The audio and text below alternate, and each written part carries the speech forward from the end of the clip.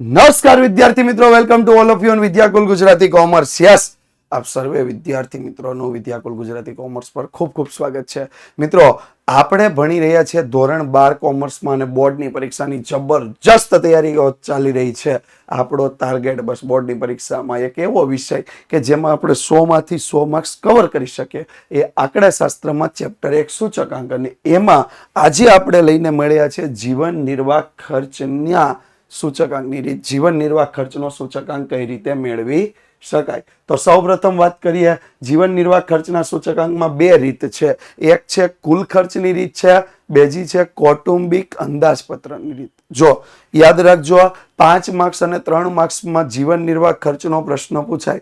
બે રીતના પ્રશ્ન પૂછી શકે, કુલ ખર્ચની રીતે પૂછી શકે અને કૌટુંબિક અંદાજપત્રની રીત પરથી પ્રશ્ન પૂછી શકે. તો જો અહીંયા તમને આપ્યું છે પહેલું, તો જ્યારે ફક્ત આધાર વર્ષનો જથ્થો આપ્યો હોય તો આપણે I બરાબર સિગ્મા P1 Q0 છેદમાં સિગ્મા P0 Q0 ગુણ્યા 100. એ તો કુછ દેખા હુઆ સૂત્ર આ ગયા. આ તો આપણે જાણેલું, જોયેલું, સમજેલું સૂત્ર આવ્યું. યસ, આ સૂત્ર કોનું હતું? લાસ્પેયરનું. આ સૂત્ર કોનું હતું ભાઈ? લાસ્પેયર ભાઈનું આ સૂત્ર હતું કે જે લાસ્પેયરના સૂત્ર પરથી જ્યારે ફક્ત આધાર વર્ષનો તમને જથ્થો આપે તો તમારે કયું સૂત્ર ઉપયોગ કરવાનું છે? લાસ્પેયરનું સૂત્ર. ફક્ત આધાર વર્ષનો જથ્થો આપે તો તમારે કયું સૂત્ર વાપરવાનું છે? લાસ્પેયરના સૂત્રની મદદથી આ દાખલો ગણવાનો છે.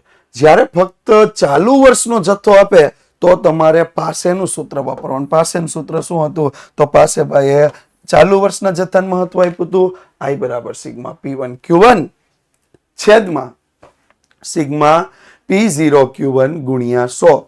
જો લાસ્પેયર ભાઈ આધાર વર્ષના જથ્થાને મહત્વ આપી ગયા એટલે સિગ્મા P1 Q0 છેદમાં સિગ્મા P0 Q0 ગુણ્યા 100.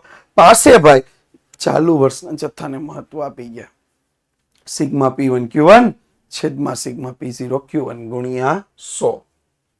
આગળ આપણે વાત કરીએ, બીજી રીત છે કૌટુંબિક અંદાજપત્રની. તો તમને એમ થાય કૌટુંબિક અંદાજપત્ર, હું કુટુંબમાં મને આમથી કઈ ખબર નથી પડતી. યસ, આવી જ એક રીત છે કૌટુંબિક અંદાજપત્રની રીત. દરેક વર્ષના ભાવ સાપેક્ષની ટકાવારીને આધાર વર્ષનો કુલ ખર્ચ ગણવાનું, એને કૌટુંબિક અંદાજપત્રની રીત કહે. રીત બહુ અઘરી છે, નામ બહુ અઘરું છે, સૂત્ર બહુ સહેલું છે. સૂચકાંક બરાબર I બરાબર સિગ્મા IW ના છેદમાં sigma W. Yes yes yes, આ સૂત્ર પણ આવી ગયું છે. ક્યાં આવી ગયું છે? તો કે ભારિત સરેરાશની રીતથી જ્યારે તમે સૂચકાંક ગણતા હતા, ભારિત સરેરાશની રીતથી જ્યારે સૂચકાંક આપણે ગણીએ તો કૌટુંબિક અંદાજપત્રની રીત એમાં સમાઈ ગયેલી હોય છે. ભારિત સરેરાશની રીતથી સૂચકાંક એ કોનો સૂચકાંક છે? તો કૌટુંબિક અંદાજપત્રની રીતનો સૂચકાંક છે. I બરાબર P1 ના છેદમાં P0 ગુણ્યા 100. આપણે ભારિત સરેરાશની રીતમાં મેળવતા હતા I P1 ના છેદમાં P0 ગુણ્યા 100. ક્યારેક તમને સૂચકાંક આપી દે તો તમારે I મેળવવાની જરૂર નથી.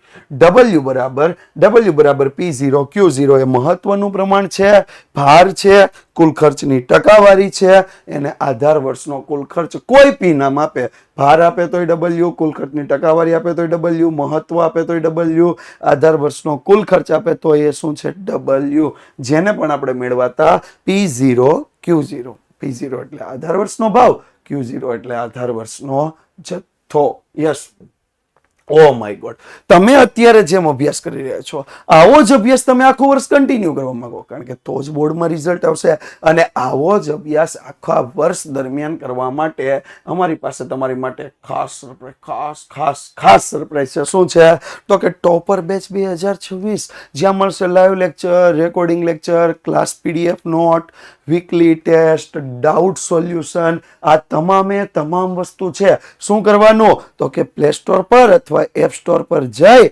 વિદ્યાકુલ એપ્લિકેશન ડાઉનલોડ કરવાની. નો ખબર પડતી હોય તો 992445 પર એક કોલ કરીને પૂછી લેવાનું કે મારે એડમિશન લેવું છે, શું કરવું? તો એ તમને ટોટલ ગાઈડન્સ આપી દેશે.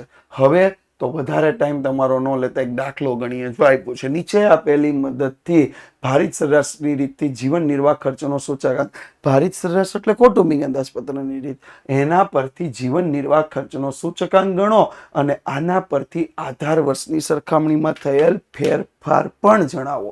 તો સમૂહ આપ્યા છે ખોરાક, ખોરાક, કપડા, ઘરભાડું,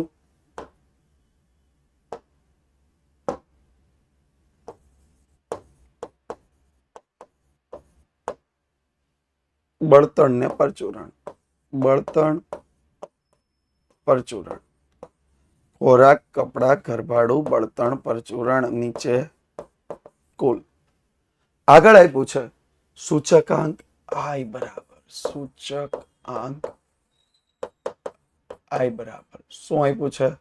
તો 170, 150, 170, 150, 110, 125, 200, 125, 200. આનું ટોટલ આપણે કરવાનું નથી. ભાર 40, 30, 10, 4, 16. ભાર W બરાબર 40, 30, 10, 4 અને 16. આનું ટોટલ જરૂરી છે એટલે આપણે સિગ્મા ડબલ્યુ કરશું. જો સિગ્મા ડબલ્યુ 100 થઈ ગયો કેમ કે મેં ગણી લીધો. 40 ને 30 70, 70 ને 10 80, 80 ને 4 84 ને 16 100. એટલે કુલ ટોટલ કેટલું થઈ ગયું ભાઈ? 100 ટોટલ થઈ ગયું. હવે મારે શું મેળવવાનું? આઈ ડબલ્યુ મેળવવાનું. 170 ગુણ્યા 40 એટલે 6800, 6800. 150 ગુણ્યા 30 એટલે 4500. 110 ગુણ્યા 10 એટલે 1100. 125 ગુણ્યા 4 એટલે 500 અને 200 ગુણ્યા 16 એટલે 3200. યસ, આ આપણું શું આવી ગયો? આઈ ડબલ્યુ, જેના પરથી આપણે લખી શકીએ છીએ સિગ્મા આઈ ડબલ્યુ ની કિંમત. તો સિગ્મા આઈ ડબલ્યુ બરાબર કેટલા આવશે? તો કરીએ ટોટલ. સિગ્મા આઈ ડબલ્યુ બરાબર 6800 plus 4500 plus 1100 plus 500 plus 3200 is equal to 16000 આ આવી ગયો સિગ્મા આઈ ડબલ્યુ. ડબલ્યુ આપ્યો તો સિગ્મા આઈ ડબલ્યુ આપણે મેળવી લીધો. હવે આપણે કૌટુંબિક અંદાજપત્રની રીતમાં સૂત્ર મૂકીએ તો સિગ્મા આઈ ડબલ્યુ ના છેદમાં સિગ્મા ડબલ્યુ. જોજો 3 માર્ક્સ અને 5 માર્ક્સમાં પૂછી શકે એવો દાખલો 3 માર્ક્સમાં આવે તો આવો સીધો દાખલો આવશે. 5 માર્ક્સમાં આવશે તો એમાં આઈ પણ મેળવી અને આખો દાખલો કમ્પ્લીટ કરવાનો થશે. તો 16100 ભાગ્યા 100 કેમ કે ડબલ્યુ 100 આપ્યો તો ટોટલ કેટલું થઈ ગયું? આઈ બરાબર 161. એટલે જીવન નિર્વાહ ખર્ચનો સૂચકાંક આપણો કેટલો થઈ ગયો? 161. પણ અહીંયા અટકવાનું નથી. અહીંયા બિલકુલ અટકવાનું નથી. આપણને એવું કીધું છે કે આ જે જીવન નિર્વાહ ખર્ચનો સૂચકાંક શોધો અને આધાર વર્ષની સરખામણીમાં ફેરફાર મેળવો. તો આધાર વર્ષની સરખામણીએ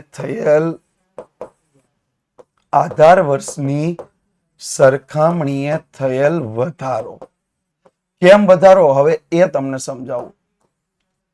આધાર વર્ષની સરખામણીએ થયેલ વધારો. જો આપેલો સૂચકાંક 100 કરતા મોટો આવે તો વધારો થાય. આપેલ સૂચકાંક 100 કરતા ઓછો આવે તો ઘટાડો થાય. ફરીથી એક વખત જે મેળેલ આપણને સૂચકાંક આપેલ સૂચકાંક છે 100 કરતા મોટો છે તો વધારો થાય. જો 100 કરતા ઓછો છે તો ઘટાડો થાય. કેમ?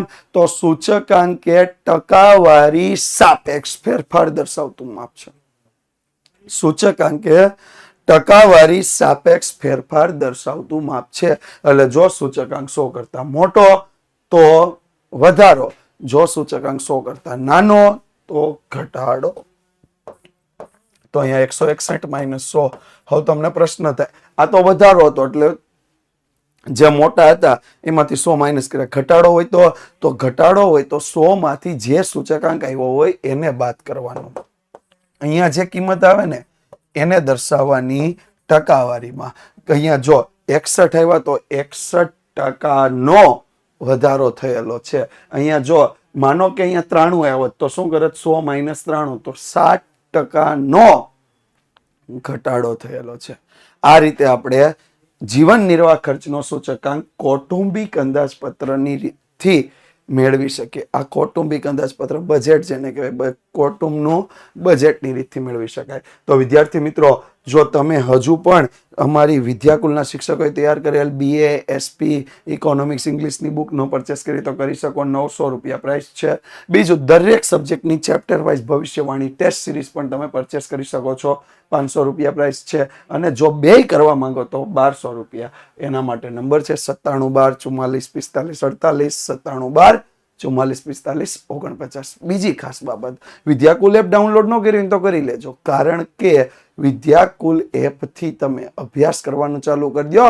વિદ્યાકુલ એપ ભરોસાનું બીજું નામ છે. તો વિદ્યાર્થી મિત્રો, આ વિડીયોને લાઈક ચોક્કસથી કરજો. તમારા જેવા બીજા મિત્રો જે ભણવા માંગે છે એમને શેર ચોક્કસથી કરજો. અને ચેનલને સબસ્ક્રાઇબ કરવાનું ભૂલતા નહીં. Thank you so much.